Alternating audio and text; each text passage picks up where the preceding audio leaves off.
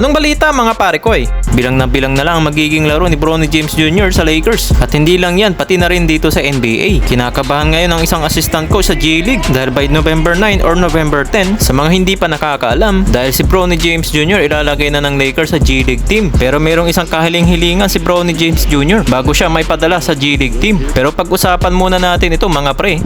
Maagang tinambakan ng LA Lakers kontra dito sa Cleveland Cavaliers na wala pang talo sa Eastern Conference. Mukhang hindi pa na-move on ang LA sa laban nila last game, pero ibang pa-welcome ang binigay ng Cleveland kay LeBron at kay Bronny James. Parang ginawang practice game lang ni LeBron ang laban na ito. Sa first quarter lead na kaagad ito ng Donovan Mitchell. Kumanada kaagad ng 7 straight points. Agad binuhat ang opensa ng Cleveland. He does! Light him up!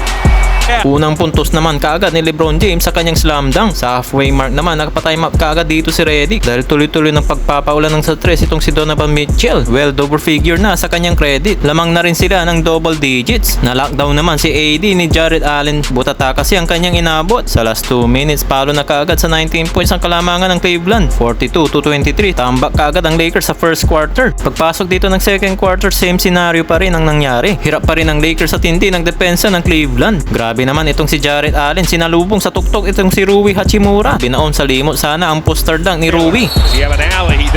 May double figure na rin ang big man dito ng Cavs. Hindi pa rin makaporma sa ilalim si Anthony Davis. Nasa almost 20 points pa rin ang inahabol ng LA. Naiuwi pa yan sa fast break points ng Cleveland. Nice assist ni Mitchell to Jarrett Allen. Well, unang nakapagtala sa Lakers ng double figure itong si LBJ. 7 points ang kinanada ni King James sa second quarter. 12 points naman si Anthony Davis. Habang 18 points naman kay Jarrett Allen. Naghahabol pa rin ng 19 points ang Lakers sa final score ng halftime ng 67-48. Sa third quarter, hindi na mapigilan sa 3 si Donovan Mitchell. Malaki pa rin dito ang hinahabol ng Lakers. Nakipagkulitan na lang si LBJ sa mga coaches. Well, 20 pa rin ang hinahabol ng Lakers, 79-99. Sa fourth quarter, under nandito sa 9 minutes. Dahil malaki na rin ang lamang ng Cleveland, inilabas na rin itong si LBJ. Sigawan na rin sa crowd ng Cleveland na sinasabi nila dito na we want Bronny.